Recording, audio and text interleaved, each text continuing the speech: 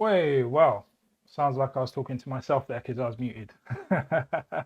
What's up, everybody? It's Future Pilot 901. My name is D, and I was saying that I was supposed to do a day one mentality show with Mr. Steady Athlete himself, Mo, but we've had to postpone that to Sunday. I believe it's Sunday the 24th tomorrow, so I thought I'd come online, see how people are doing, have a conversation about something that's very, very, very dear to me. Um, if there's one thing, I've said this before in one of my videos, if there's one thing that I am very passionate about, it's aviation and becoming a pilot. And if there's one thing that can rival the satisfaction I get from flying, it's to support other people in themselves becoming pilots, in themselves chasing their dreams. And so that's why I want to talk about why you don't need money to start flight training. Now, this is for me a huge, huge, it was a huge wall before I first started. Just to give you an idea, I think I had my first trial flight back in 2014, maybe 2014. I had my first trial flight. So you get to go up in the air, kind of see what it's like to control an aircraft. And that was 2014, right? I've wanted to be a pilot since I was a kid. I think that's the first thing that I consistently told people that I wanted to do. But for a long time, I was saying it's a cost issue. It costs too much. It's too expensive. And even now, I get people messaging me and saying, "Oh, I really love what you're doing with flying. I've always wanted to do it, but it's just so expensive." But you don't need money to start flight training. You do not need money to start flight training. I'm going to tell you exactly what you need. That is way more important than money. So I kept on saying this song. I don't have no money. I don't have no parents with a house they can put up. I don't have, somebody with a spare 100K that can fund my flying journey. So I joined the chorus. And then one day, unfortunately, I ended up at a funeral of one of my teachers because since I couldn't pursue aviation, I didn't have the money. I decided to explore my other talents. And so I did dance. And I went to college after school. After doing my A levels, I went to a different college and did dance.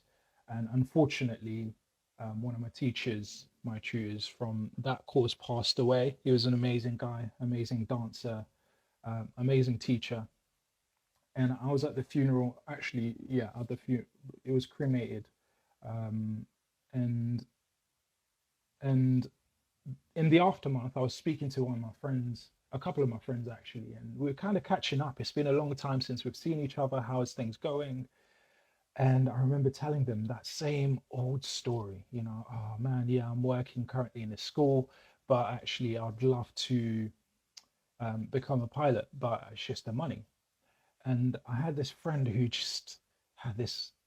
He was very intense. He's very deep. Okay, I don't know if you guys have some of those friends who are like super deep, and sometimes say things that just goes over your head. He's one of those guys, um, and he looked at me very intensely, and he's like, "Money is not your problem. You are on a low vibration. Like money is not an issue." And to be honest, I struggled with that. I was like, no, what do you mean? Like, I didn't say it, but in my head, I was like nodding along. But inside, I was like, nah, come on, money. Of course, money is an issue. Anyways, fast forward a couple of months later, um, I ended up in a situation where I was working two jobs and I've lost my second job. So then I decided, okay, I'm going to turn 30 next year. This is 2019 now. I'm going to turn 30, not next year, the year after next. I'm nearly there, 30. I haven't achieved anything in my dream. I really want to push forward. So I said to myself, do you know what? I'm going to go for this dream of becoming a pilot, this dream, this buzz that I have when I see aircrafts. I want to finally pursue that. So then I started looking at my spreadsheets and looking at how much I was earning, rent, everything. And then I was just like, do you know, I just need an extra £400 or something. At least I can do one or two lessons a month. Now, then I remembered, I was like, wait, a couple of months ago,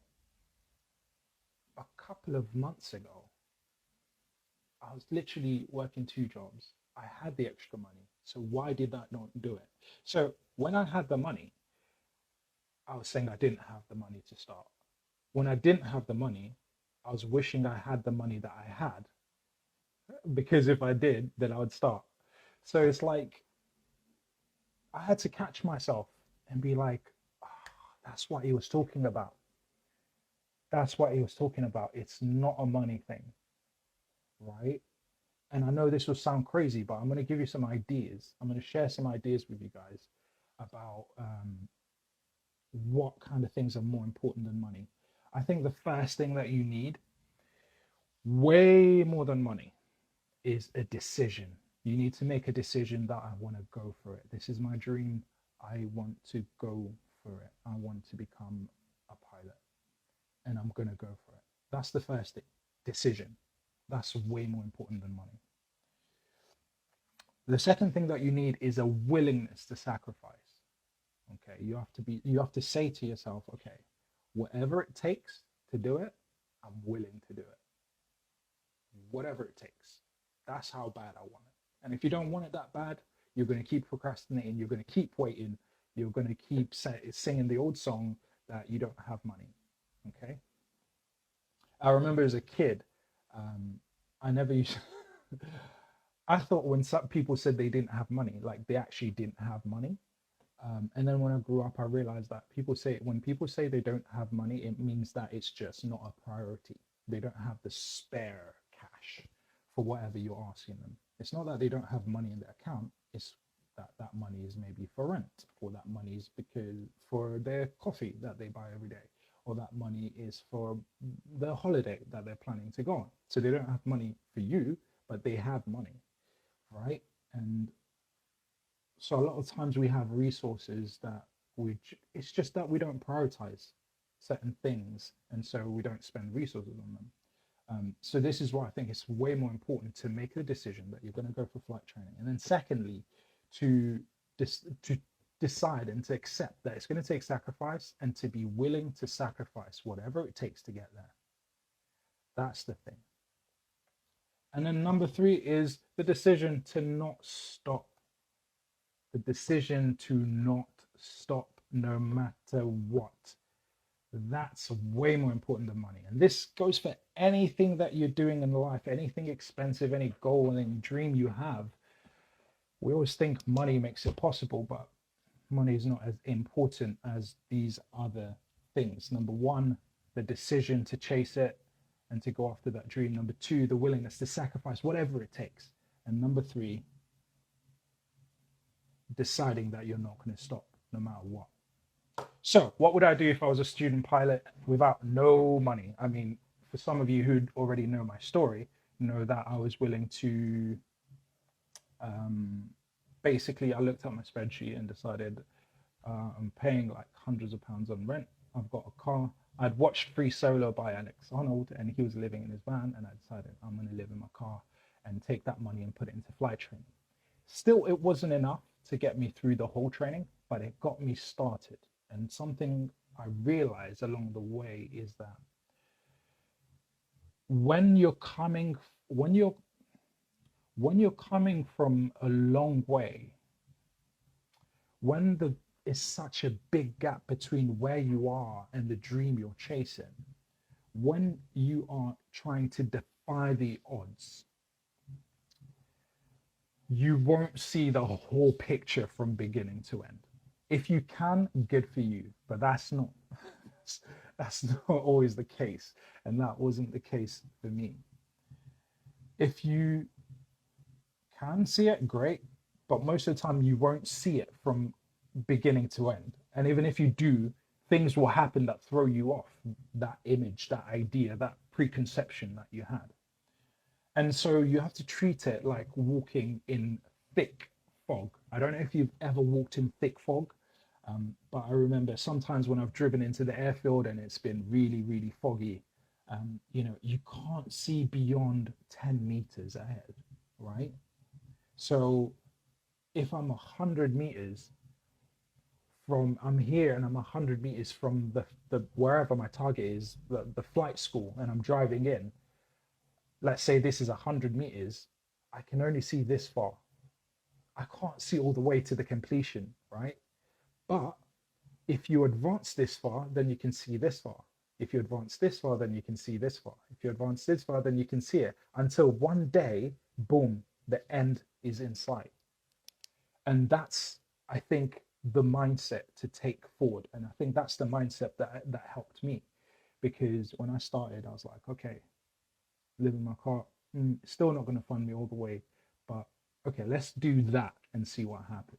Then I started to share my story. Okay, I don't know how that's going to work out, how that's going to help me, but let's do that and see what happens. Then I did a fundraiser, and many people who still follow me now supported me in that fundraiser to go solo for my 30th birthday. Then what do I do next? And the amazing thing about us as human beings is that we are very, very, very adaptable. We are very adaptable as human beings. So you have to put yourself in a position to adapt. If you don't throw yourself in, you can't adapt to a situation you're not in. You have to throw yourself in. When you throw yourself in, you will learn to swim. When you throw yourself in, you will adapt to the situation. And so these are the kind of things that are way, way more important than having money. Way more important than having money.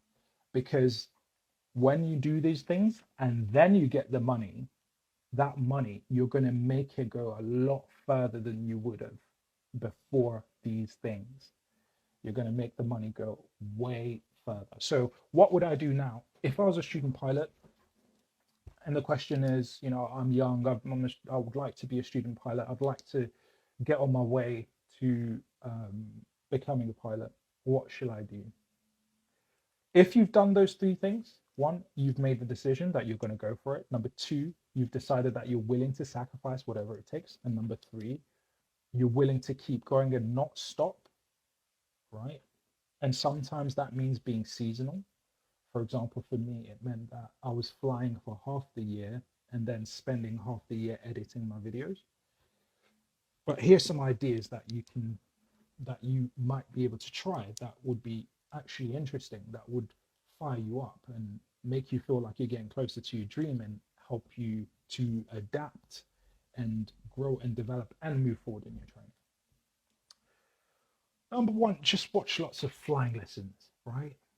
If you're really that dedicated, you will find all the flying lessons you need on YouTube, wherever online, and learn from that. So already in your mind, you would have picked up the information that you need. So that's part of your training, right? Before I'd ever got into an aircraft to do my first flying lesson, I knew what I didn't know the totality of it, but I knew what carb heat was. I knew that if I'm going to go landing, if I'm about to land, I'm going to have to pull the power, carb heat, um, then push the nose down. These are things I knew before I was in the aircraft. So that's a part of your flight training. You don't need money to do that.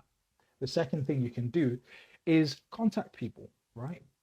You can contact people and say, hey, I know you're a pilot. By any chance, do you have books that you don't need anymore? I would really, really appreciate that if you could donate to me your books. Do you have equipment that you don't need any longer?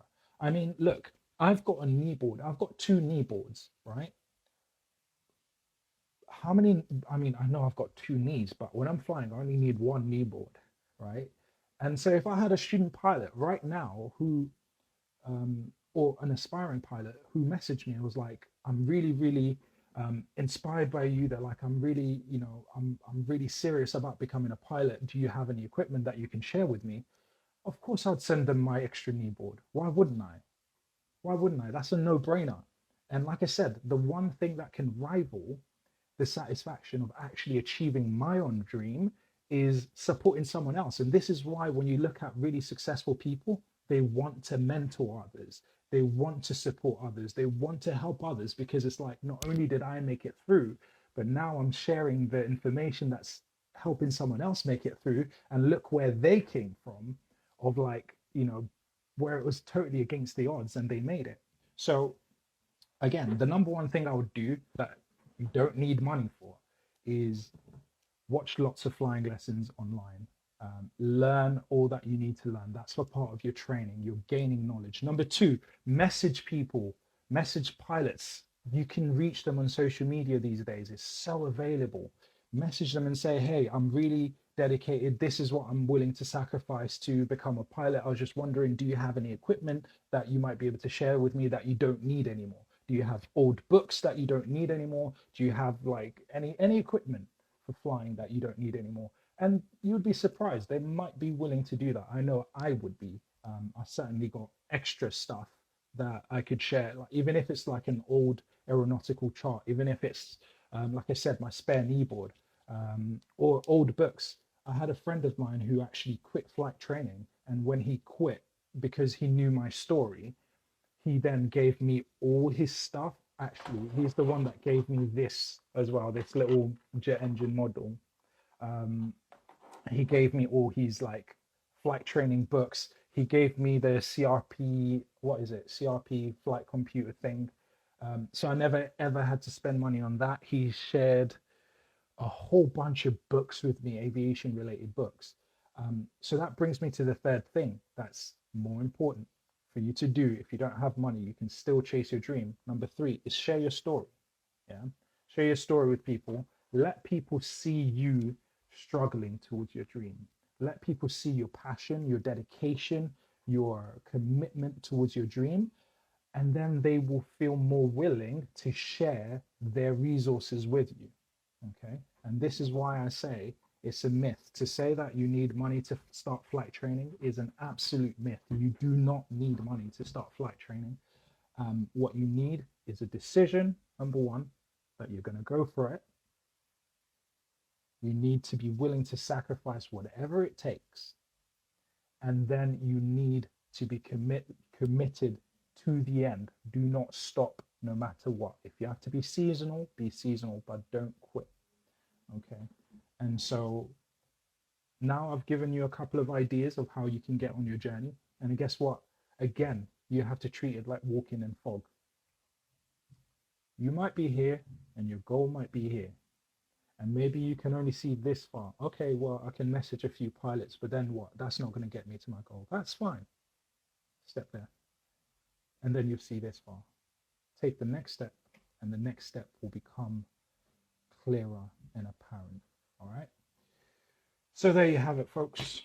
No more excuses. No more excuses. It's time to go for your dream. If you're really serious about it, go for it. Until next time, this, of course, is Future Pilot 901. My name is D, reminding you to live your dreams. Peace.